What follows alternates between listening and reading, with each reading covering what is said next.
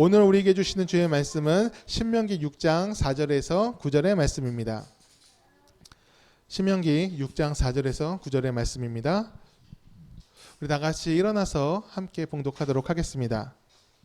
이스라엘아 들으라. 우리 하나님 여호와는 오직 유일한 여호와시니 너는 마음을 다하고 뜻을 다하고 힘을 다하여 내 하나님 여호와를 사랑하라.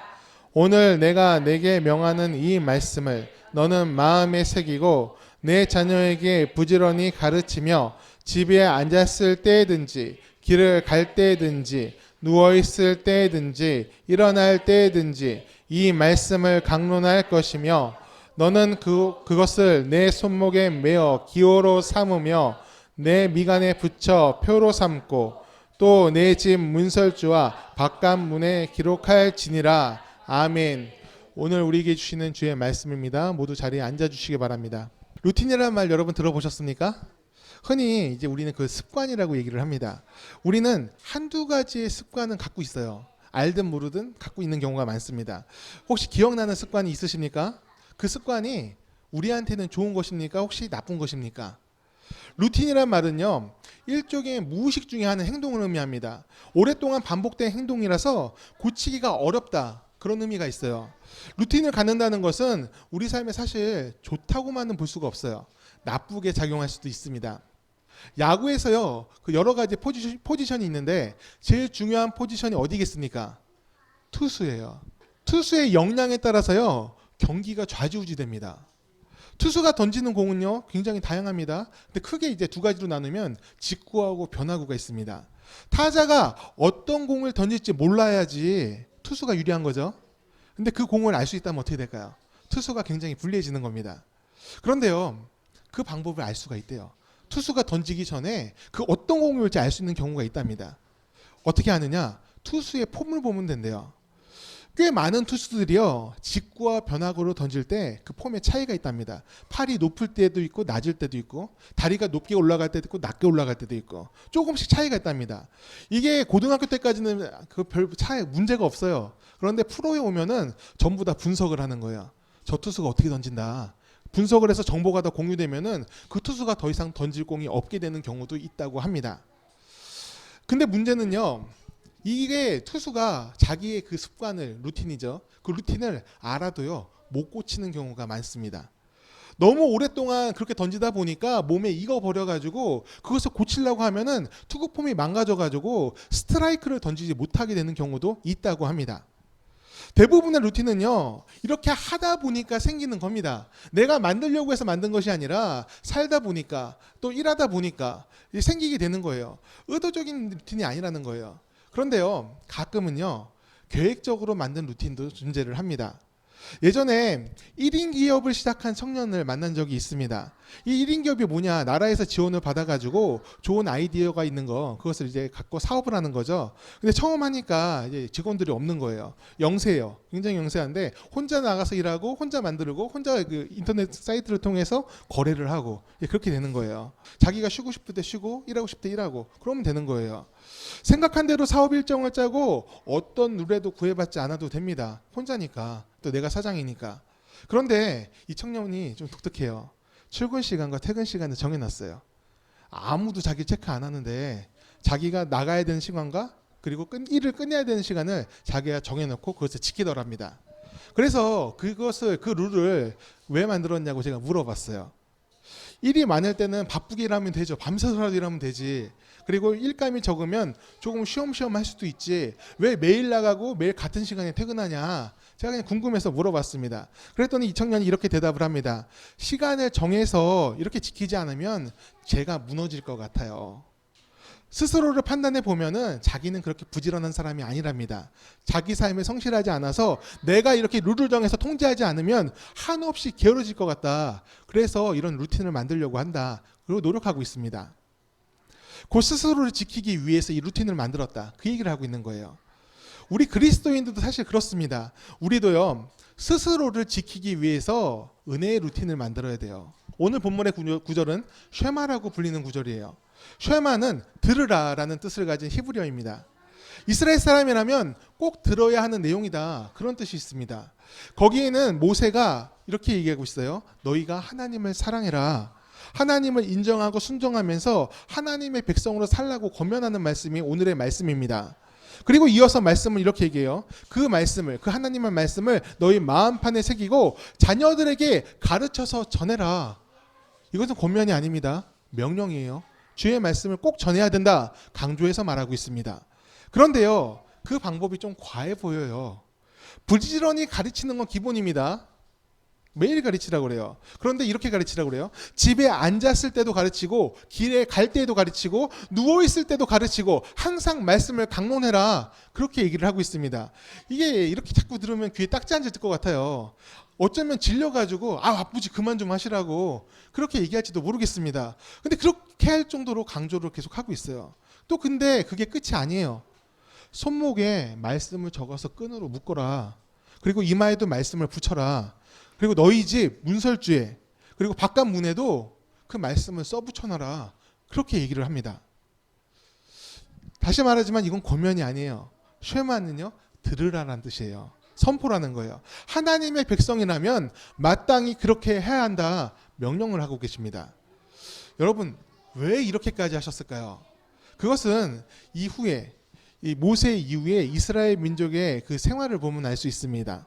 모세가요, 샤마를 통해서 이 구절을 통해서 강력하게 말씀을 하고 명령을 했음에도 불구하고 후에 여호수아는 유언까지 하죠. 나와 내 집은 하나님만 섬기겠다. 그러니까 너희도 하나님을 섬겨라. 이렇게 명령하고 유언까지 남겼음에도 이스라엘 민족은 우상 숭배에 빠지고 맙니다. 이스라엘 민족한테 너희가 하나님을 멀리했지라고 물어보면 그 사람들은요, 아니라고 얘기할 겁니다. 우리가 언제 하나님을 버렸습니까?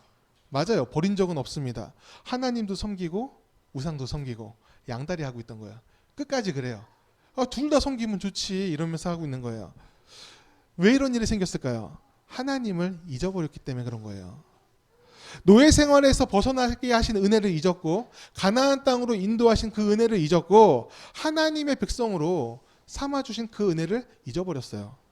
하나님을 모르니까 자기가 원하는 대로 믿는 거예요. 부적 붙이듯이 하나님을 생각하기 시작하는 겁니다. 당연히 그들 가운데 하나님의 뜻이 임할 수가 없습니다. 그들은 하나님의 뜻을 담아낼 그릇이 아니었기 때문에 그래요. 준비되지 않았습니다. 그들은요, 하나님의 뜻을 품지 않았음에도 불구하고 그것조차 깨닫지 못했습니다. 내가 언제 주님을 버렸습니까? 그것이 그들의 대답이었어요. 이 쉐마의 명령, 우리가 읽은 본문의 그 명령에는요, 두 가지의 의미가 있어요. 하나는 하나님을 잊지 말 것, 또 하나는 하나님의 뜻을 품을 것. 그러기 위해서 가르치고 써붙이고 마음에 새기라고 하는 것입니다. 왜 그래야 합니까? 이스라엘 백성들은요, 하나님의 백성이기 때문입니다. 마찬가지로 우리도 하나님의 백성입니다. 앉았거나 나갔거나 누워있을 때나 계속 가르치라 하는 것과 말씀을 몸에 묻고 눈에 보이는 곳에 써놓으라는 것, 이것은요, 종교적인 주술이 아닙니다. 이렇게 하면 복 받을 거야 그러면서 해놓는 게 아니라는 거예요. 제발 하나님을 잊지 말아라. 너의 삶 속에, 너희의 삶의 모든 곳에 주의 말씀을 써붙이고 읽고 외우면서 그 말씀은 너희 마음판에 새겨서 나와 함께하자, 동행하자. 그 말씀을 지금 하고 계시는 거예요. 하나님을 잊지 않을 수 있도록 삶에서 무의식 중에 튀어나오는 루틴같이 되게 만들라는 거예요. 어떤 집사님이 아직 내 믿음이 부족하다고 이런 말을 하는 것을 들은 적이 있습니다. 자책을 하는 거예요. 그래서 집사님 왜 그러세요? 물어보니까 교통사고가 날 뻔했답니다. 다행히 안 났어요. 그런데 그 위기의 순간에 자기 입에서 하나님, 아버지 이게 안 나오고 엄마 이게 나왔대요. 엄마. 그래가지고 그 회개했대요.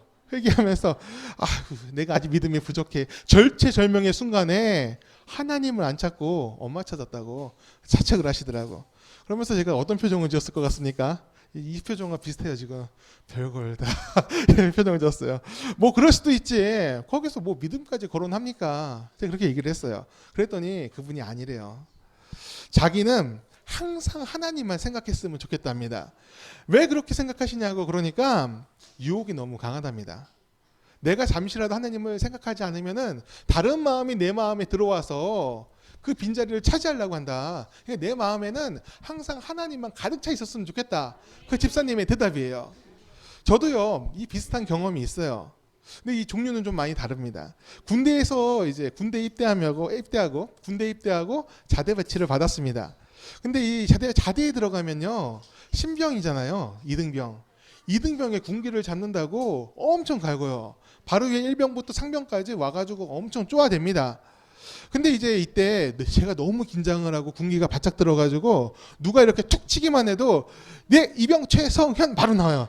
툭 치기만 해도. 심지어는 새벽에 근무 깨우지 않아요. 깨울 때 이렇게 일어나란 말도 안 해.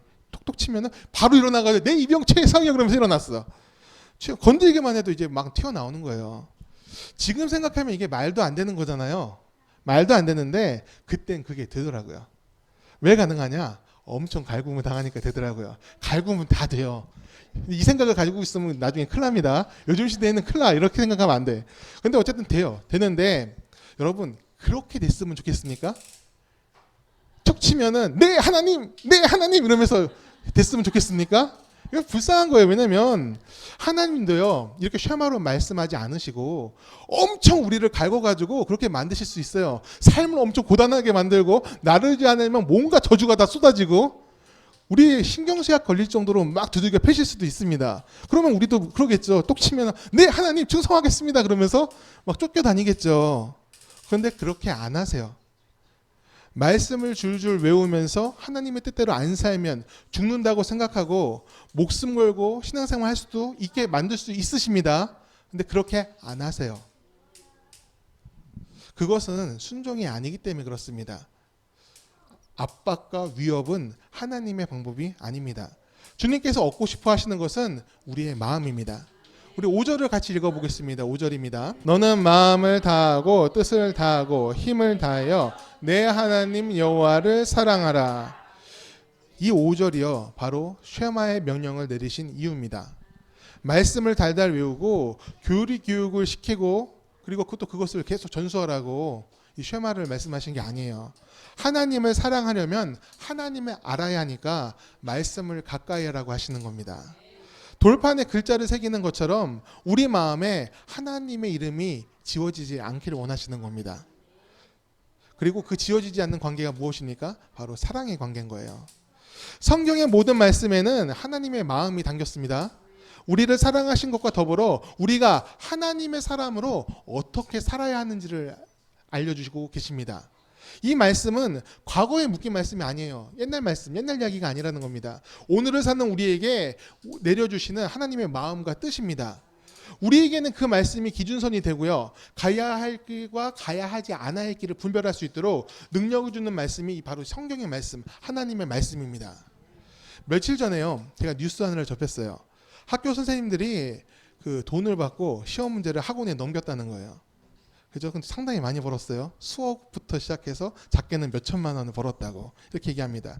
근데 여러분 근데 이거 해도 돼요, 안 돼요? 이거 불법입니다. 나라에서 막고 있는 거예요. 그런데 했어요. 왜 했을까요? 불법인지 알았을 텐데. 그들 생각 속에는요. 이 정도는 해도 된다고 생각한 겁니다. 돈을 얻을 수 있는 좋은 기회로 생각한 거예요. 그 마음에는요. 불법이라는 생각을 알았습니다. 알았는데도 불구하고 나쁜 짓인 줄 알았음에도 불구하고 기회라고 생각하는 마음이 더 컸던 겁니다. 그러니까 이 선을 넘어버린 거예요. 우리 믿는 사람들도 그래요. 선을 넘는 경우가 생길 수가 있어요. 교회 안에서도 이런 일이 벌어질 수가 있다는 거예요. 넘지 않아야 되는. 그러면 안 된다는 걸 이미 알고 있음에도 불구하고 넘어버릴 수 있다는 겁니다. 한국 교회가 오늘날 세상에서 욕을 많이 먹습니다. 되게 오랫동안 욕먹는 것 같아. 한 20년 전부터 욕먹기 시작하더니 이게 끝나질 않아. 계속 잊을만 하면은 뭔가 사건이 빵빵 터집니다. 이게 제발 너무 힘들어요. 저 같은. 왜냐면 이 작은 교회 열심히 해도 부흥하기 힘든데 그냥 그런 사건 하나씩 터질 때마다 이게 노방전도 할 때마다 이 시선이 이상해요. 한 번은 요 놀이터 가가지고 전도하는데 그 애기는 아줌마가 저런 건 그 전도지 주려고 하니까 저런 건 받지 않는 거라고 아이한테 얘기를 하는 거예요. 아, 나 진짜 이런 세상을 살고 있어요. 저는 오늘날 한국 교회가 욕을 많이 먹는 거는 목사님들의 잘못이 제일 크다고 생각을 하는 사람이에요. 각종 범죄를 저지르는 경우는 사실 특수한 경우라 생각합니다. 많은 분들이요 그 정도 수준은 아니에요. 뉴스에 나올 만큼 그런 범죄를 많이 안 저지른다 생각을 합니다. 근데요 그게 더 큰 문제라고 저는 생각을 해요. 뭐냐면 범죄자들은 목사가 아니라고 생각합니다. 근데 다른 목사라고 주장하시는 분들이 세상하고 별반 다르지 않은 모습, 그게 더 문제라고 생각을 해요. 뭔가 세상이 줄 수 없는, 삶에서 나타낼 수 없는 것들을 교회에 와서 또 영적 지도자라고 하는 목사들을 통해서 그것이 보여줘야 되는데 그런 것이 없습니다. 더 세상적이고 더 탐욕적이고 그런 모습을 많이 보여줘요. 기대할 것이 없게 되는 겁니다. 그러니까 세상이 교회한테 기대를 안 하게 되고 오히려 너희는 잘못됐다라고 얘기하는 겁니다. 목사라는 직분, 이 직업의 특징은요, 하나님께 매여 있어야 되는 겁니다. 이게 기본이에요. 그리스도인이라면 사실 모두가 하나님께 매여 있어야 돼요. 하지만 목사는요, 직업적인 특성이 말씀을 전하는 직업이잖아요. 하나님이 배경이 되시고 직접적으로 나타나는 그런 직분입니다. 그랬을 때 그 목사를 통해서 하나님의 성품이 나와야 되는 거예요. 말씀을 전하는 자니까 나를 내려놓고 자기를 내려놓고 포기함이 그 삶 가운데 있어야 됩니다. 왜 있어야 돼요? 그것이 바로 예수님의 모습이니까. 예수님의 뒤를 따르는 제자 중에 또 교회에서 목사가 가장 중요한 역할을 많이 맡고 있다고 목사 스스로 그러잖아요. 목사님들 스스로. 그랬을 때 본인들이 가장 예수님을 닮아 있어야 되는 거예요. 그런데 그 내려놓음과 포기가 사라지고 있어요. 큰 교회 목사님들이요, 은퇴하면서 전별금을 수십억을 받는다는 이야기, 이거는 우리가 전혀 새로운 이야기가 아니에요. 그러면서 집도 받고 차도 받고 그리고 나중에 제2의 사역이라고 그러면서 더 많은 지원을 가지고 나가는 이야기, 그런 것도 우리가 많이 봅니다. 은퇴할 때 교회를 마치 거래 수단처럼 여기면서 뭔가 교환하는, 아들한테 교회를 물려주거나 그게 안 되면은 이렇게 쓰리 쿠션이라고 그래가지고 돌려요. 뭐 당구 치는 것도 아니고 네 아들은 일로 가고 네 아들은 일로 가고 내 아들은 일로 와라 그러면서 돌리는 경우도 있어요.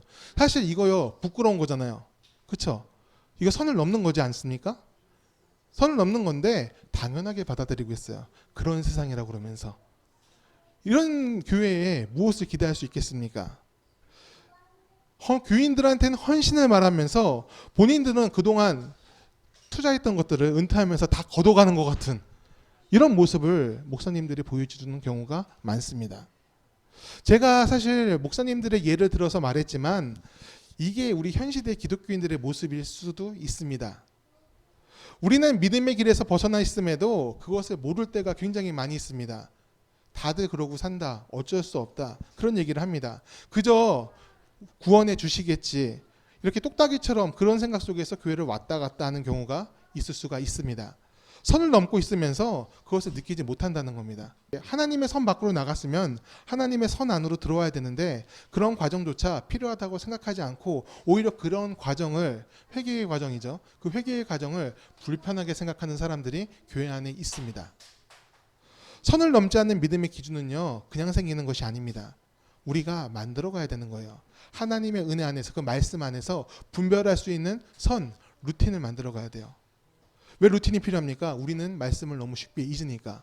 우리가 말씀을 묵상하고 기도하고 그리고 그 말씀을 마음판에 새기는 작업, 그것이 바로 루틴이에요.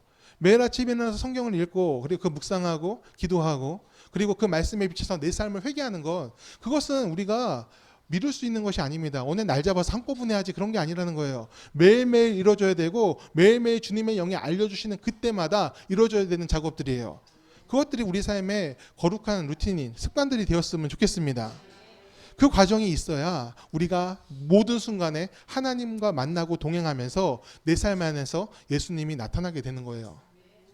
예수님의 내려놓음과 포기는요, 패배가 아니에요. 근데 이것을 패배처럼 느끼는 사람들이 너무나 많이 있습니다. 예수님의 내려놓음과 포기는요, 예수님이 승리하신 이유입니다. 하지만 그 승리를 얻으려면 우리가 거룩한 길을 걸으면서 이 선을 지키는 삶, 나쁜 쪽으로 가지 않는 은혜의 길을 걸어야 될 줄 믿습니다. 믿음의 루틴은 우리가 지금 어디에 있는지를 알려줍니다. 우리가 지켜야 하는 것과 버려야 하는 것을 분별하면서 깨달음과 은혜의 길로 우리를 인도하고 있습니다. 어느 집안에서 대대로 전해 내려오는 반지가 하나 있었습니다. 이 반지를 끼면 하나님께 사랑을 받고 또 이웃들의 사랑을 받고 그 사람도 하나님과 이웃을 사랑하면서 지낼 수 있다, 그런 전설이 내려오는 반지였습니다. 근데 그 반지를 아버지가 끼고 있었는데 그 아버지의 아들이 무려 3명이나 됐어요. 근데 안타깝게도 이 세 아들 다 그 반지를 받고 싶어 하는 겁니다. 매번 물어봐요. 아버지, 누구한테 반지를 주실 거예요? 저한테 주세요. 셋 다 양보하지 않고 다 자기한테 달라고 그래요. 이 아버지의 마음이 참 괴로운 거예요. 반지는 하나인데. 그래서 이 반지 세공업자를 불러가지고 반지를 똑같은 거 3개를 2개를 더 만든 거죠. 2개를 또 만들었습니다. 딱 봐도 티도 안 나요. 완전 똑같아. 그래서 죽기 전에 반지 하나씩 한 명씩 불러다가 그 반지를 하나씩 줬어요. 각자한테 준 것처럼. 그런데 그게 숨겨지니까 자랑하잖아요. 나 반지 받았다고. 보니까 셋 다 반지 갖고 껴있는 거예요. 깜짝 놀라가지고 이게 어떻게 된 일이냐. 근데 뭐 아버지께 물어봐도 아버지 이미 돌아가시고 안 계신데 어떡합니까? 그래서 재판관을 찾아갔습니다. 재판관에 가서 이 반지 중에 어떤 게 진짜인지 알려달라. 그런 이제 주문을 했어요. 판결을 내려달라고. 그러니까 솔로몬의 지혜가 필요한 반지를 깨버려라. 이러면 어떻게 할까요? 아기는 그래도 생명인데 반지는 물건이니까 깨지라고 할 것 같은데 솔로몬도 안 되는 거예요 여기는. 그래서 이 재판관이 한참 고민하다가 딱 이제 신호가 왔어요. 뭐 영감이 떠올랐어요. 세 아들을 불렀습니다. 그래서 이렇게 얘기를 했습니다. 이 반지가 어떤 게 진짜인지는 너희들의 삶을 보면 알겠다. 이 반지가 진짜라면은 하나님이 너를 많이 사랑해 주시고 이웃들도 너희를 많이 사랑할 거다. 그리고 너희들도 그들을 사랑할 거다. 그러니까 너희 삶에서 그 사랑이 이루어지면은 그 사람이 진짜 반지를 낀 사람이다. 그렇게 얘기를 했다고 합니다. 세 아들의 반지 중에 어떤 게 진짜였을까요? 그리고 여기서 우리가 한 가지 더 생각해 볼 게 있어요. 세 아들이 원한 것은 반지를 원한 것일까요? 사랑을 원한 것일까요? 근데 세 아들은 사랑에 집중한 게 아니라 반지에 집중하고 있는 것 같아요. 반지가 있어야 나는 사랑받을 수 있다. 그 생각 때문에 서로 양보하지 않고 그 반지를 쟁취하려는 마음으로 그 영혼을 가득 채우고 있습니다. 하나님의 말씀을 매일 묵상하면서 이거 되게 좋은 루틴이라고 그랬죠. 그럼에도 불구하고 그 말씀을 매일 묵상한다. 나는 좋은 루틴을 가졌다. 거기에만 매인다면은 우리는 본질을 놓칠 수도 있어요. 우리가 왜 말씀을 묵상합니까? 예수님을 따르기 위해서, 예수님을 닮기 위해서, 그리고 하나님의 뜻을 내 삶 가운데 성취하기 위해서 주와 동행하려고 말씀을 묵상합니다. 이것을 잊어버리고 난 말씀을 계속 묵상해. 그것은 그런 생각에만 갇혀 있다면은 반지를 받아놓고 이 반지가 진짜일 거야 그러면서 거기에 만족하는 사람하고 별반 다르지가 않을 것 같아요. 믿음의 루틴은요, 하나님 안에 있으려는 몸부림이 같이 있어야 됩니다. 나를 치고 주께 복종시키며 오늘을 하나님의 사람으로 사는 것이 나타나야 우리가 이 루틴을 올바로 쓰고 있는 것이라 믿습니다. 기독교인들과 이 비기독교인들의 차이가 무엇일까요? 주일에 교회 가고 술, 담배 안 하고 이게 기독교인들의 차이라면 또 요즘은 또 술도 많이들 하시더만 보니까. 근데 내가 예수님 믿는 것과 안 믿는 것의 차이가 교회 가고 술, 담배 안 한다. 그냥 단지 이것만 있다면은 좀 많이 슬플 것 같아요. 예전에는요, 교회 다닌다고 하면요, 무조건 믿어주던 시대가 있었습니다. 쟤는요 진짜 절실하게 믿는 애예요. 그러니까 믿을만해요. 교회 다니니까 또 하나님 믿으니까 정직한 사람입니다. 이렇게 믿음이 신분을 보장해주는 시절이 있었습니다. 그들이 왜 이 사람 그 교회 다니는 사람들을 그렇게 열심히 믿어줬을까요? 그 뒤에 계신 하나님을 봤기 때문일까요? 근데 하나님 안 믿는 사람이 어떻게 하나님을 봐요? 그런 이미지였던 거예요. 교회 다니는 사람들이. 세상 나가면 빛과 소금처럼 자신을 겸손히 하고 다른 사람을 높여주고 그리고 자신의 이익보단 공동체 이익을 추구하고 그런 사람들이 많았습니다. 우리나라 독립운동가 보면 기독교인들이 그렇게 많았잖아요. 이유가 있던 거예요. 세상이 교회를 좋게 보는 건 이유가 있는 겁니다. 하나님을 본다고? 아니, 하나님 못 봐요. 그들은. 그 삶에서 나타나는 향기를 보고 기독교인은 필요한 사람이다. 기독교인은 믿을 수 있는 사람이다. 정치적 성향이 달라도 성격이 달라도 직업이 달라도 빈부격차가 있어도 하나님을 믿으니까 우리한테 해를 끼치지 않아. 저 사람은 곁에 있어도 돼. 그렇게 인정하던 때가 있었습니다. 그런데요, 오늘날은 우리 그런 말 듣기가 너무 힘듭니다. 교회 다닌다 그러면 사기꾼 보는 것처럼 우리 애 데려가지 말라고 그렇게 말하는 사람이 있어요. 근처의 교회에서 여름 성경학교를 했습니다. 근데 거기서 그 교회 다니는 아이가 자기 친구들을 데리고 왔어요. 그런데 목사님이 부모님한테 허락받고 와야 돼 꼭 얘기를 했습니다. 그런데 그 중에 허락을 안 받고 온 애가 있어요. 그 어머니가 얘 아들이 남자였는데 그 아들이 교회 간 걸 알고 길길이 날뛰면서 쫓아왔습니다. 그러면 아들을 딱 잡고 데려가면서 이런 말을 합니다. 이런 데는 오는 게 아니야. 그리고 가버렸어요. 근데 그 다음날 그 여름성경학교 후속 프로그램으로 풋살장을 빌려가지고 축구를 했어요. 근데 거긴 또 왔네. 엄마가 가라고 그랬대. 교회는 안 되는데 풋살장은 되는 겁니다. 이게 어떻게 보면 너무 안타깝죠. 특별한 경우라고 생각하고 싶지만 지금 세상이 교회를 바라보고 있는 시선일 수가 있어요. 왜 이런 일이 생겼습니까? 그리스도인들의, 기독교인들의 삶 안에서 하나님이 보여지지 않는 겁니다. 교회 다니는 것과 다니지 않는 것의 차이는 교회 주일날, 일요일날 교회 가는 거고, 그리고 내가 놀 때 저들은 피곤하게 예배한다. 그렇게 생각하는 시대가 지금의 시대인 것 같아요. 교회 다니는 사람들이 존중받지 못합니다. 향기가 나지 않으므로. 저는요, 다시 한번 세상이 교회를, 또 기독교인들을 신뢰하는 그때가 오기를 바랍니다. 그리스도의 향기로 말미암아서 새로운 하나님의 역사가 시작되는 그날이 오기를 바랍니다. 왜 그런 날이 와야 합니까? 그것이 바로 하나님의 뜻이고 하나님이 우리를 이 땅에 보내신 이유이기 때문입니다. 언제나 변함 없으시고 공의로우시며 자비로우신 주님, 사랑으로 모든 것을 덮으신 주님이 우리를 통해서 세상에 나타나고 싶어 하십니다. 그 하나님이 우리 삶에서 드러날 수 있어야 됩니다. 그것을 위해서 우리는 삶의 루틴을 만들어 가야 된다는 거예요. 말씀 묵상하자 그러면은 죽을 것처럼 싫어하시는 분들도 계십니다. 뭐 잡아먹지도 않는데 싫어하세요. 하나님께 집중하고 하나님과 함께하고 하나님의 은혜가 흐르는 삶을 향해 나가는 그런 습관이 없으면, 그런 루틴이 없으면은 사실 주님과 동행하기 너무나 어려운 것이 우리의 삶이에요. 사도 바울도요, 매일매일 내가 죽는다고 얘기했어요. 자신을 쳐서 주님께 복종시킨다고 얘기했습니다. 그만큼 유혹은 강력하고 우리는 무너지기 너무나 연약한 존재들입니다. 그 연약한 존재들이므로 더 주님을 의지해야 됩니다. 거룩한 루틴을 만들어 가셨으면 좋겠습니다. 그 길을 만들어 갈 때요, 우리 삶 안에 주님의 영광과 은혜가 나타납니다. 운전을 시작했을 때요, 제가 운전 시작했을 때 처음 고속도로를 탔어요. 엄청 무서웠어요. 왜냐하면 차들이 너무 빨라.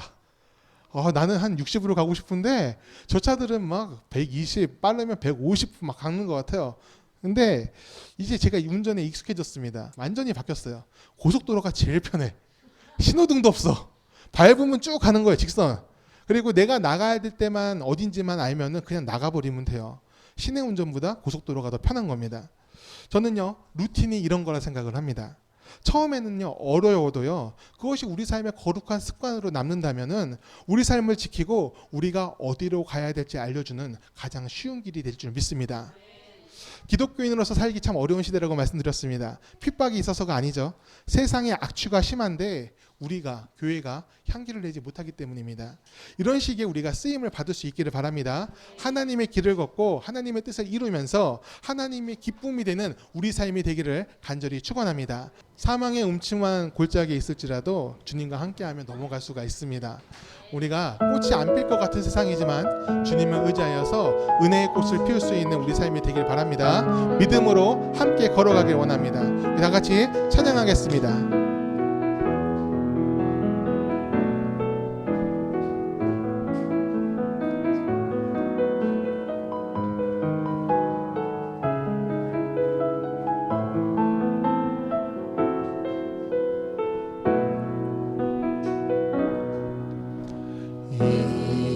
이곳에 생명샘 솟아나 눈물 골짝 지나갈 때에 머자나 열매 맺히고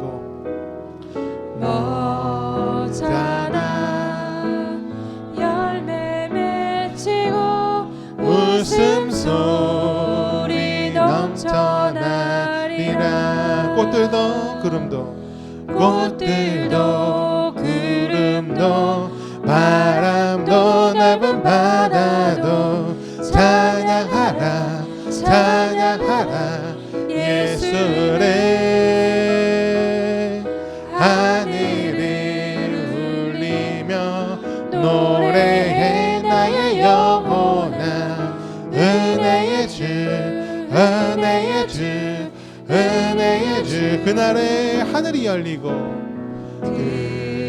그날에 하늘이 열리고 모든 이가 보게 되리라. 마침내 꽃들이